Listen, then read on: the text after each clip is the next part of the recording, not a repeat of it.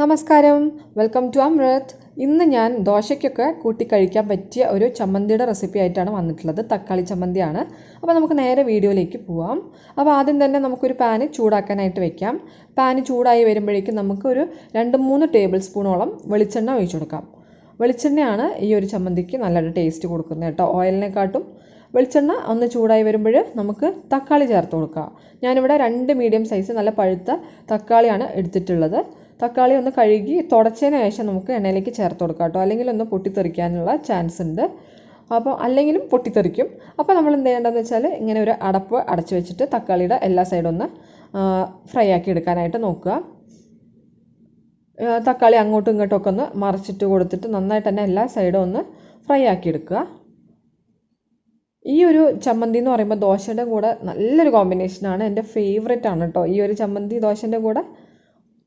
അപ്പോൾ ആ നേരത്ത് നമുക്ക് സവാളയും കൂടി ഒന്ന് റെഡിയാക്കാം. ഞാനിവിടെ 2 മീഡിയം സൈസ് സവാളയാണ് എടുത്തിട്ടുള്ളത്. സവാളേൻ്റെ പകരം ചെറിയ ഉള്ളി ആണെങ്കിൽ ഒന്നുകൂടെ ടേസ്റ്റ് കൂടും കേട്ടോ. ഇപ്പോൾ നമ്മുടെ തക്കാളി ഏകദേശം ഒന്ന് റെഡി ആയിട്ടുണ്ട്. ആ നേരം നമുക്ക് ചെറുതായി കനം കുറച്ച് അരിഞ്ഞ് സവാള ചേർത്ത് കൊടുക്കുക. അപ്പോൾ ചെറുതായി അരിയുമ്പോൾ പെട്ടെന്ന് തന്നെ സവാള വാടി കിട്ടിക്കോളുവേ. എന്നിട്ട് നന്നായിട്ട് ഇതിൻ്റെ കൂട്ടത്തിൽ തന്നെ ഇട്ടൊന്ന് ഫ്രൈ ആക്കി എടുക്കണം. പെട്ടെന്നൊന്ന് വഴന്ന് കിട്ടാനായിട്ട് ആവശ്യത്തിനുള്ള ഉപ്പ് കൂടെ ചേർത്ത് കൊടുക്കുക. എന്നിട്ട് എല്ലാം കൂടി നന്നായിട്ട് മിക്സ് ആക്കുക.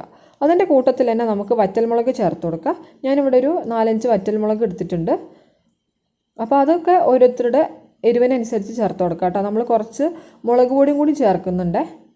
അപ്പോൾ അടുത്തതായിട്ട് നമ്മൾ കുറച്ച് കറിവേപ്പില ചേർത്ത് കൊടുക്കുക. കറിവേപ്പില ഇടുമ്പോൾ നല്ലൊരു രുചിയാണ് കേട്ടോ നമ്മുടെ ഈ ചമ്മന്തിക്ക്. അപ്പോൾ ഇതാരും സ്കിപ്പ് ചെയ്യരുത്. എന്നിട്ട് എല്ലാം കൂടി നന്നായിട്ട് മിക്സ് ആക്കി എടുക്കുക. അപ്പോൾ നമ്മുടെ തക്കാളി കുറച്ചൊക്കെ സോഫ്റ്റായി വന്നിട്ടുണ്ട്. അപ്പോൾ ഈ നേരം നമുക്ക് ഈ തക്കാളി ഒന്ന് ഉടച്ചു കൊടുക്കുക. അപ്പോൾ പെട്ടെന്ന് തന്നെ ഒന്നുകൂടെ വെന്ത് കിട്ടിക്കോളും. എല്ലാ തക്കാളിയും നമുക്ക് ഇങ്ങനെ ഒന്ന് നമ്മുടെ തവി വെച്ചിട്ടൊന്ന് ഉടച്ചു കൊടുക്കുക. പിന്നെ നമ്മൾ ചെയ്യേണ്ടത് എന്താണെന്ന് വെച്ചാൽ തക്കാളിയുടെ തൊലിയൊക്കെ ഈ സമയമൊക്കെ ആകുമ്പോഴേക്കും വിട്ടു പോരാനായിട്ട് തുടങ്ങും.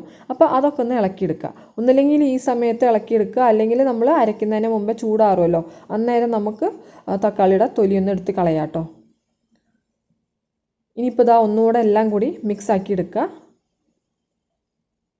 ഈ തക്കാളിയൊക്കെ ഒന്ന് വെന്ത് കിട്ടണം. അതുപോലെ തന്നെ സവാളൻ്റെ ആ ഒരു പച്ച കുത്തൊക്കെ ഉണ്ടല്ലോ, അതൊക്കെ ഒന്ന് മാറി കിട്ടിയാൽ തന്നെ മതി. നമ്മുടെ ചമ്മന്തി നല്ല ടേസ്റ്റ് ആയിരിക്കും. എപ്പോഴും ഒരേപോലത്തെ ചമ്മന്തി ഉണ്ടാക്കിയിട്ട് മടുക്കുകയാണെങ്കിൽ ഇങ്ങനെയൊക്കെ ഒന്ന് ട്രൈ ചെയ്യുകയാണെങ്കിൽ കുട്ടികൾക്കാണെങ്കിലും നല്ല ഇഷ്ടമാവും. അപ്പോൾ അതാ ഞാനെല്ലാം നന്നായിട്ട് തന്നെ മിക്സാക്കി എടുത്തിട്ടുണ്ട്. ഇനി നമ്മൾ ഇതിലേക്ക് മല്ലിയില ചേർത്ത് കൊടുക്കുകയാണ്. മല്ലിയിലയും കൂടി ഇടുമ്പോൾ നല്ല രുചിയാണ് നമ്മുടെ ചമ്മന്തിക്ക്. എന്നിട്ട് എല്ലാം കൂടെ നന്നായിട്ട് ഒന്നുകൂടെ മിക്സാക്കി എടുക്കുക. അടുത്തായിട്ട് നമ്മൾ മുളക് പൊടിയാണ് കേട്ടോ ചേർത്ത് കൊടുക്കുന്നത്. അപ്പോൾ കാശ്മീരി മുളക് പൊടിയാണെങ്കിൽ നല്ലൊരു കളർ ഉണ്ടാവും. ഞാനിപ്പം സാധാരണ മുളക് പൊടിയാണ് ചേർത്ത് കൊടുത്തിട്ടുള്ളത്. എന്നിട്ട് ആവശ്യത്തിനുള്ള ഉപ്പ് കൂടെ ചേർത്ത് കൊടുക്കുക. നേരത്തെ ഞാൻ കുറച്ച് ഉപ്പേ ചേർത്തിട്ടുള്ളൂ. അപ്പോൾ ബാക്കിയുള്ള ഉപ്പ് ഞാൻ ഈ നേരം ചേർത്ത് കൊടുക്കുകയാണ്. എന്നിട്ട് ഇനിയിപ്പോൾ നമ്മുടെ മുളക് പൊടീൻ്റെ പച്ചക്കുത്തൊക്കെ മാറുന്ന വരെ നന്നായിട്ടൊന്ന് വഴറ്റി എടുക്കുക. വെളിച്ചെണ്ണ കുറവാണെന്ന് തോന്നുകയാണെങ്കിൽ കുറച്ചുകൂടെ വെളിച്ചെണ്ണ ഒഴിച്ചു കൊടുക്കുക കേട്ടോ. അതുപോലെ തന്നെ ലാസ്റ്റായിട്ട് നമ്മൾ ചേർക്കാൻ പോണത് കായത്തിൻ്റെ പൊടിയാണ്. കായത്തിൻ്റെ പൊടി ഒരു 1/4 ടീസ്പൂണിനെക്കാട്ടും കുറച്ച് മതിയാവും. ചേർത്തതിന് ശേഷം നന്നായിട്ട് മിക്സാക്കി കൊടുക്കുക. അപ്പോൾ ഇതാ ഇത്രയേ ഉള്ളൂ. നമ്മുടെ ചമ്മന്തി ഏകദേശം റെഡിയാവാനായിട്ടുണ്ട്. ഇനി നമുക്കൊന്ന് ചൂടാറാനായിട്ട് വെക്കുക. അപ്പോൾ നമ്മൾ നേരത്തെ ഞെട്ടി കളഞ്ഞിട്ടുണ്ടായിരുന്നില്ല നമ്മുടെ ഉണക്കമുളകിൻ്റെ. അപ്പോൾ ഈ സമയം നമുക്ക് ഞെട്ടിയൊക്കെ ഒന്ന് കളഞ്ഞെടുക്കുക. അതുപോലെ തന്നെ തക്കാളിൻ്റെ തൊലിയൊക്കെ ഒന്ന് മാറ്റാം കേട്ടോ. ഇപ്പോൾ നന്നായിട്ട് ചൂടാറിയിട്ടുണ്ട്. ഇനി നമ്മൾ മിക്സഡ് ജാറിലിട്ടിട്ട് അരയ്ക്കാനായിട്ട് പോവുകയാണ്. പ്രത്യേകം ശ്രദ്ധിക്കുക, നമ്മൾ എന്ത് സാധനം അരയ്ക്കുകയാണെങ്കിലും ചൂടാറിയതിന് ശേഷം മാത്രം അരയ്ക്കുക, അല്ലെങ്കിൽ പുറത്തേക്ക് തെറിക്കാനായിട്ട് ചാൻസ് ഉണ്ട്. ഇപ്പോൾ ഞാൻ എല്ലാം മിക്സഡ് ജാറിലേക്ക് ആക്കി കൊടുത്തിട്ടുണ്ട്. ഇനി നമുക്കിതൊന്ന് ഫൈനായിട്ടൊന്ന് അരച്ചെടുക്കാം.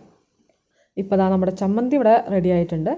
നല്ല ടേസ്റ്റി ആയിട്ടുള്ളൊരു ചമ്മന്തിയാണ്. എല്ലാവരും ട്രൈ ചെയ്ത് നോക്കുക. എന്നിട്ട് കമൻസിലൂടെ അറിയിക്കുക കേട്ടോ നിങ്ങളുടെ ഫീഡ്ബാക്സൊക്കെ.